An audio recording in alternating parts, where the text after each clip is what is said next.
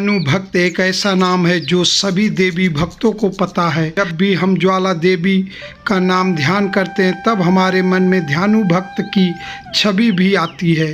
ध्यानु भक्त का जन्म हिमाचल प्रदेश के नादौन गांव में एक गरीब परिवार में हुआ था। उनके जन्म लेने के पश्चात उनके माता पिता का सर्वलोक सिधार गए। इस बात पर सारे गांव वाले ध्यानु भक्त को मनहूस कहते थे। माता पिता का देहांत हो जाने के कारण ध्यानु भक्त का पालन पोषण गांव का एक पंडित ने किया था। वह पंडित ज्वाला माता का परम भक्त था। एक दिन, तुम बच्चों को कितनी बार कहा है इस मनहूस के साथ मत खेला करो, चलो सब अपने अपने घर जाओ। पता नहीं पैदा होते ही अपने माँ बाप को खा गया, ना जाने कैसा मनहूस है ये बालक। गांव वालों का तानों को सुनकर ध्यानु रोता हुआ मंदिर में जाता है। क्या हुआ ध्यानु बेटा, रो क्यों रहे हो? बाबा, श्याम और नंदू की माताएं मुझे उनके साथ खेलने नहीं देती। उन्होंने कहा कि मैं मनहूस हूँ। बेटा ध्यानु, तुम गांव वालों की बात का बुरा नहीं माना करो। वो लोग तो ना समझ हैं, इसलिए किसी का दुख नहीं समझते। आओ माँ ज्वाला देवी की आरती करें। बाबा, आप ज्वाला देवी को माँ कहते हो, तो क्या ज्वाला देवी मेरी भी माँ है? हाँ ध्यानु बेटा, साक्षात ज्वाला माँ तो जगत माँ है, वो तुम्हारी भी माँ है। पंडित जी की ये बात सुनकर ध्यानु माँ ज्वाला देवी को अपनी माँ मानकर माता रानी के शरण में बैठ गया और सच्चे मन से माता को पुकारने लगा। हे माता, मेरे बाबा कहते हैं कि आप मेरी माँ हो। यदि ये सच है तो आप मुझसे मिलने क्यों नहीं आती, मुझे अपने सीने से क्यों नहीं लगाती? हे देवी माँ, यदि आप मेरी माता हो तो मुझे सीने से लगा लो। मुझे सब अपशकुनी कहते हैं, मुझे सब ताने देते हैं। माँ, मुझे अपना प्यार दो माँ। अपने बालक की ममतामयी पुकार सुन जगत जननी माता ज्वाला अपने पुत्र के सम्मुख प्रकट हुई और ध्यानु को अपने सीने से लगा लिया। आओ पुत्र, मेरी गोद में बैठो। अब से तुम्हें कोई कुछ नहीं कहेगा। मेरी कृपा हमेशा तुम पर बनी रहेगी। तुम्हारे मुख से मेरा नाम लेते ही दुखियों के दुख दूर हो जाएंगे। समय बीता, ध्यानु बड़ा हो गया। ज्वाला देवी की विशेष कृपा ध्यानु पर थी। उसकी भक्ति इतनी थी कि जब वो एक बार जय माता दी बोलता तो अंधे को आंख मिल जाती थी, गूंगे को जुबान मिलती थी। माता के आशीर्वाद से ध्यानु हर किसी के कष्टों को हरता था। एक बार ध्यानु भक्त 1000 यात्रियों के साथ ज्वाला माई के दर्शन के लिए जा रहा था। उन दिनों मुगल सम्राट अकबर का शासन था। दिल्ली में इतने लोगों को एक साथ देखकर अकबर के सैनिकों ने ध्यानु को रोक लिया। अरे भाई, कहाँ जा रहे हो? इतने लोग और वो भी एक साथ? हम ज्वाला माई के दर्शन को जा रहे हैं। ज्वाला माई के दर्शन? वो कौन है? हम तो उन्हें नहीं जानते। अपनी ज्वाला माई के दर्शन के लिए बाद में जाना, पहले तुम्हें सम्राट अकबर के दर्शन करने होंगे। सैनिकों, ले चलो इन्हें दरबार में। सैनिक ध्यानु भक्त को सम्राट अकबर के दरबार में ले जाते हैं। महाराज, ध्यानु नाम का ये व्यक्ति किसी ज्वाला माई के दर्शन को जा रहा है और साथ में बहुत यात्री हैं। महाराज, हम सब ज्वाला माई के दर्शन को जा रहे हैं। ये यात्री भी माता ज्वाला के भक्त हैं। ज्वाला माई कौन है और उनके दर्शन करने से क्या होगा? महाराज, ज्वाला माई ने इस संसार की रचना की है एवं पालन करने वाली माता है। माँ ज्वाला देवी अपने भक्तों की सभी मनोकामनाएं पूर्ण करती हैं। माँ ज्वाला देवी का प्रताप ऐसा है कि उनके स्थान पर बिना तेल बाती के ज्योति जलती रहती है। हम लोग हर साल उनके दर्शन करने जाते हैं।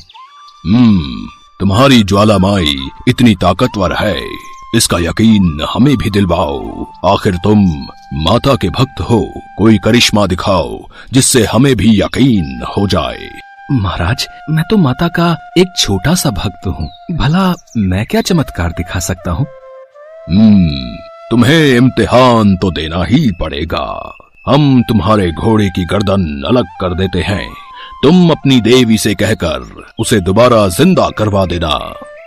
अकबर ने क्रोध में आकर घोड़े की गर्दन काट दी। अपनी भक्ति का कोई उपाय न देखकर ध्यानु भक्त ने बादशाह से कहा, महाराज, मैं देवी माँ के पास जाकर अपनी प्रार्थना करूंगा कि वो घोड़े को जीवित कर दें। आप 1 माह की अवधि तक मेरे घोड़े के सिर और धड़ को रखने की व्यवस्था करवा दें। ठीक है, हम तुम्हें 1 माह का समय देते हैं और तुम्हें यात्रा की अनुमति देते हैं।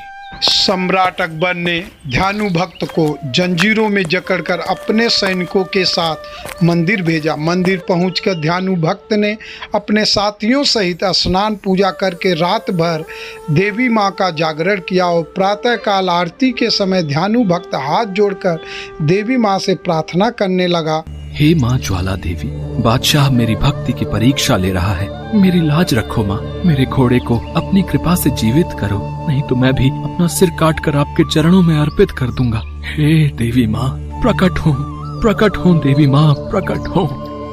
देवी माँ ने कोई उत्तर नहीं दिया तो ध्यानु ने तलवार से अपना शीश काटकर देवी माँ के चरणों में अर्पित कर दिया।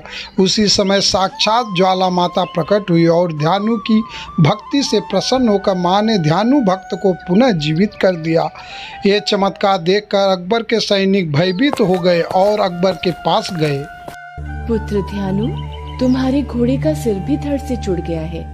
तुम कोई और वर मांगने की इच्छा रखते हो तो कहो पुत्र। ध्यानु भक्त ने माता के चरणों में सिर झुकाकर कहा, हे जगदम्बे, आप सर्वशक्तिमान हैं, सर्वव्यापी हैं, किंतु अपने भक्तों की इतनी कठिन परीक्षा न लिया करें। सारे सांसारिक मनुष्य आपको शीश काट कर नहीं चढ़ा सकते माता। कृपया साधारण भेंट से ही अपने भक्तों की मनोकामनाएं पूर्ण करना माँ। ठीक है पुत्र, अब से मैं केवल नारियल की भेंट और सच्चे मन से की गई प्रार्थना से ही मनोकामना पूर्ण करूंगी। ध्यानु भक्त को आशीर्वाद देकर माता अंतर्ध्यान हो गई। उधर अकबर के सैनिकों ने अकबर को सारी बात बताई। अकबर ने देखा कि ध्यानु का घोड़ा अचानक फिर से जीवित हो चुका है, परंतु अकबर को अभी भी विश्वास नहीं हुआ। ज्वाला देवी द्वारा जल रही ज्योति पर लोहे के तवे रखवा दो, वो ज्योत मैं बुझा कर ही दम लूंगा। महाराज, ज्योत पर तवे ढके गए, पर ज्योत तवों के ढकने के पश्चात भी जल रही है। क्या तवे ढकने से भी ज्योत नहीं बुझी? कोई बात नहीं, अब जरूर बुझ जाएगी। सैनिकों, नदियां खुदवाकर मंदिर पर पानी बहा दो, जिससे पानी का बहाव ज्योत को बुझा दे। महाराज, पानी से भी ज्योत नहीं बुझी।